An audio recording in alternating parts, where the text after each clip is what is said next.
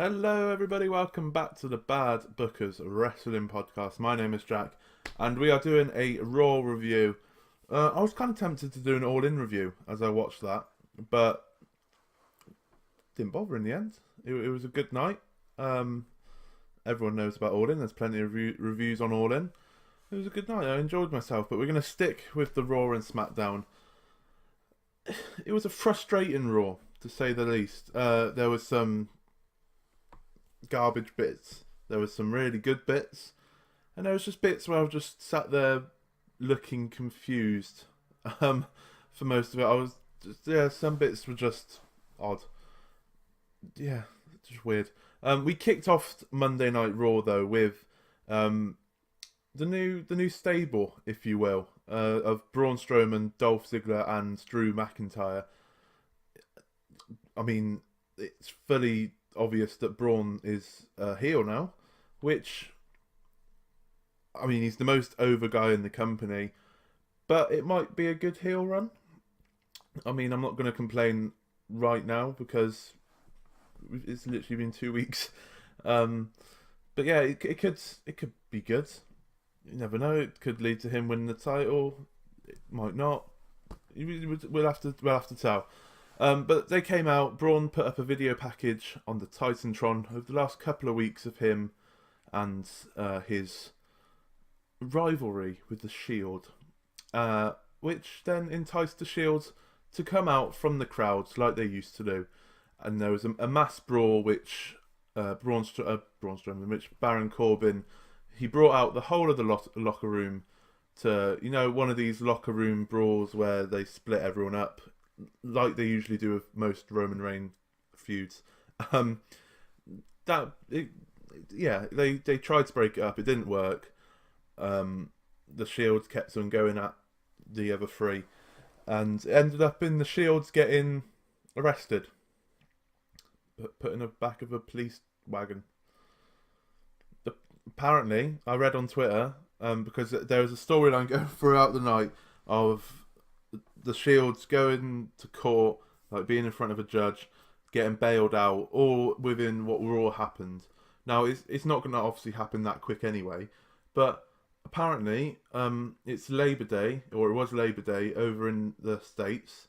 I do apologise, I don't really know what Labor Day is, being British and ignorant and all that. But apparently on Labor Day, they don't have courts open and whatnot, or they don't have judges. That's what I saw on Twitter, so good time in there, WWE. And yeah, they got sent away. The other three didn't get arrested or anything like that. It was a good little segment to start off Raw. It was an exciting little segment. Nothing too wrong with it. Yeah, good opener. But the next bit was just terrible. We had the Bella Twins defeating the Riot Squad, and the Bella Twins are bad. They are just... Brie Bella tried to hit 2 suicide dives, cocked them both up, fell on her face twice. They just... Granted, it might be ring rust, but like there's ring rust and then there's looking that bad. Like the Riot Squad carried them through that match and tried their utmost to make them look as strong as possible. But it's just, it kind of hits home that them trying to do this whole Total Bellas thing for Evolution just isn't going to work, because the Bella Twins just aren't even ready to return. Nowhere near ready to return. I'm not going to go into my personal issues about the Bella Twins because everyone knows I don't like them, but anyone who watched this match could just tell that absolutely shocking in this match. Like I said, fair play to the Riot Squad for doing their best, but yeah, Bella Twins beat them. What more can I say? We had another tag team. There was a lot of tag team matches on this card, which I don't blame them, because obviously they're going through this massive tour of like China, and I think they're coming to the UK at some point again, and America, Canada. They're doing like loads of different countries and continents in 8 days. So I'm not too fussed about the amount of tag team matches. People need rests, and tag team matches is a perfect way to have people wrestle but rest at the same time. So we had a unlikely tag team made up between Bobby Roode and Chad Gable. Obviously, two people that haven't had anything creative for quite a while. So they just thought, right, we'll stick you two together. You go out there, and they faced the Ascension, who had 2 weeks of TV time, madness. Which Bobby Roode and Chad Gable defeated the Ascension in. Chad Gable doing his deadlift German suplex to pin Fixer, I think it was. And decent match. Chad Gable looked absolutely on fire in this match. He looked amazing, like he always is, because he's really good. And I don't mind him being in a tag team with Bobby Roode, but I just need American Alpha back in my life. Like, Jason Jordan needs to come back and tag with Chad Gable, because if we can get a Revival versus American Alpha again for the tag titles or something like that, that would just be incredible. Next up we had a Elias segment again, where standing stuff. He got interrupted by Alexa Bliss, who was there in Columbus, Ohio, I believe, and that's where she's from. And she bigged up the crowd loads, and then, like a standard heel, like the good heel that she is, just tore them back down to earth, ripped into them. And it's just a decent heel promo from Alexa Bliss. No one's ever doubting her promo abilities, because she's a fantastic heel. But yeah, she got interrupted by Ronda and Natalya, as the match was going to be Alexa Bliss versus Natalya. It was an alright match once again. It was a decent match. I liked the way it finished. It made... they had Alexa Bliss tap Natalya out with an armbar, which I quite enjoyed that. I quite like that booking. Just to... Obviously, I don't think Alexa's ever going to beat Ronda. No way. But to have Alexa, like, look like she's done research, look like she's doing stuff to try and beat Ronda by doing arm bars and trying to match her. Yeah, I'm totally on board with that. So, good match. Alexa Bliss made Natalya tap out. Next up, we had what was supposed to be the B Team versus the Revival for the tag team titles. But before this, we had a segment with Braun, Dolph and Drew with Baron Corbin. And they said, right, the Shield have all been arrested.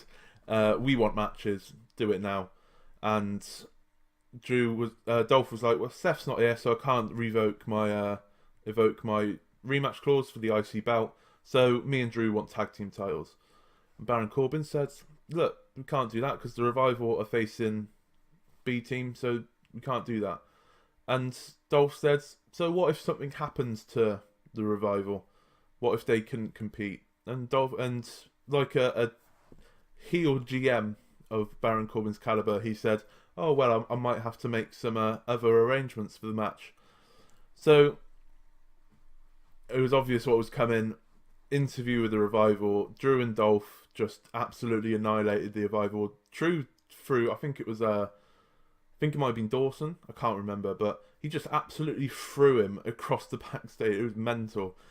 But then we had the match between the champions, the B Team, and Dolph and Drew, which has led to new tag team title holders in Dolph Ziggler and Drew McIntyre.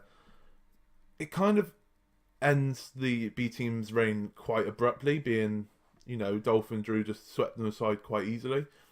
But I can dig Drew and Dolph being tag team champions. It's going to lead to with Seth and Dean probably going for the tag titles at some point.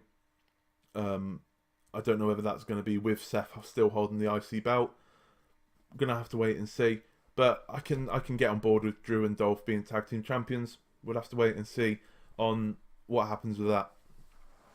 AOP versus a couple of jobbers, Keith Thompson and Jimmy James, apparently. AOP have a new manager, ladies and gentlemen. It's not Paul Ellering. Obviously, the AOP, ever since Paul Ellering, there's been several rumours, like Vince didn't want Paul Ellering. Paul Ellering didn't want to travel because he's quite an old man, to be fair to him. He's had quite a long career in wrestling and he didn't want to travel, so fair enough to him. So I don't know which one's right, which one's wrong. We'll probably never know. But AOP, they found themselves a new manager, and that is Drake Maverick, 205 Live GM. It's a weird choice. I can get on board with it because Drake Maverick is really good on the mic, and he's an English lad. He's a Birmingham lad. But it's just, I don't know how it's going to work with him being GM of 205 as well, because AOP aren't exactly 205, are they? But like I said, new manager, AOP destroys this Keith Thompson and Jimmy James, absolutely annihilated them, and it kind of revitalizes the AOP a bit and makes them more interesting. I'd love to see this dynamic with them and Drake Maverick.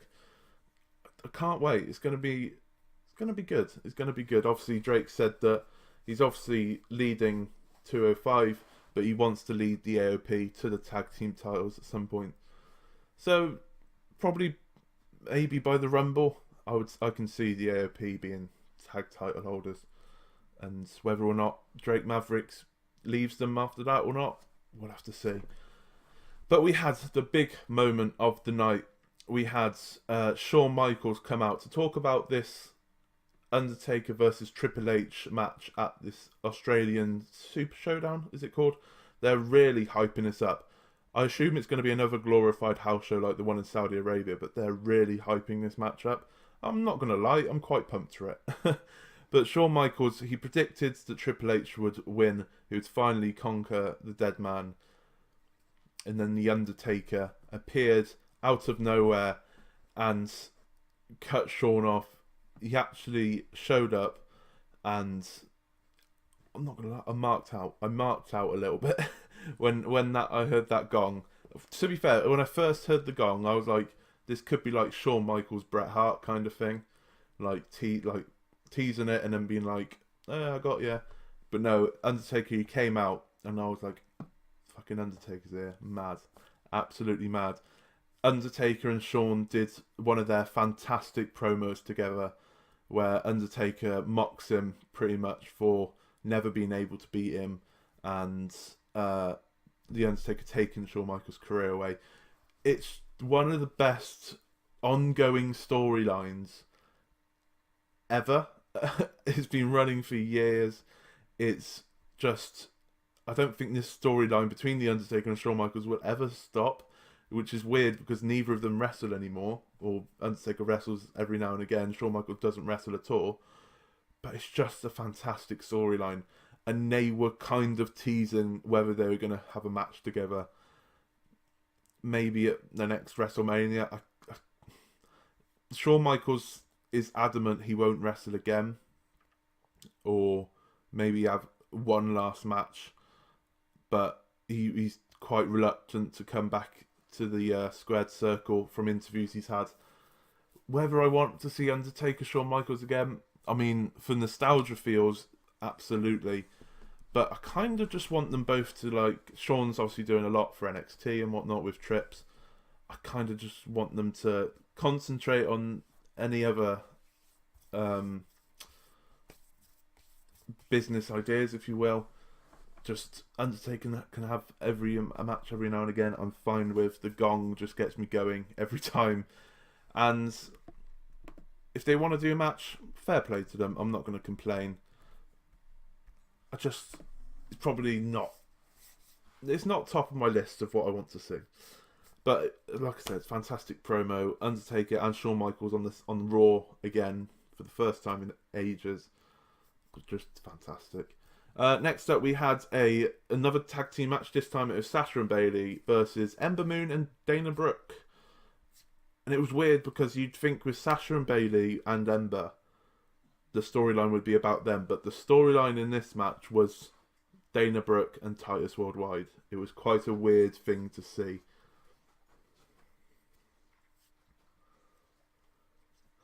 I think Titus was trying to give Dana some advice on the outside. Dana said, I've got this. And then 30 seconds later, if that, Sasha Banks pins her. Sasha Banks pins her. And Dana rolls out of the ring. Apollo and Titus were kind of arguing with Dana in the middle. And Dana said, I'm done. I'm done with you two. I'm off. So I don't know. It's just a weird concept to have this match, but Dana Brooke is the main storyline for this match. Yeah, it's just a weird concept. This was a weird thing. I kind of laughed at a Bobby Lashley segment, which is the first time in quite a while, if ever. Bobby Lashley had a meeting with Baron Corbin backstage, and Baron Corbin gave him a performance review, apparently. Bobby Lashley gave it to the interviewer. Is it Charlie Caruso? Is that her name? I think. And as she was reading it out, Bobby Lashley was miming it in the background, words for words. It was quite funny. I quite enjoyed it. And apparently he had to have a meditation session with with Jinder Mahal, even, which they're just kind of shoehorning Jinder into any feud possible at the moment. It's for a man that, like, a former WWE champion, a year ago, and he won the US Championship at Mania this year. His fall down the card has just been amazing, and not in a good way. It's kind of hard to, it hurts a little bit to see it, but oh well. They both went out to the ring, Jinder and one of the Sings, with Bobby Lashley. They sat in the middle of the ring. Bobby Lashley said "my man" a lot, and then he got attacked from behind during this meditation session, which I'm skeptical about, because Bobby Lashley got attacked by Kevin Owens. Obviously, Kevin Owens quit last week, and they made a big deal out of it. They put him on the alumni section of WWE.com. He opened his merch, his Kevin Steen merch, on Pro Wrestling Tees.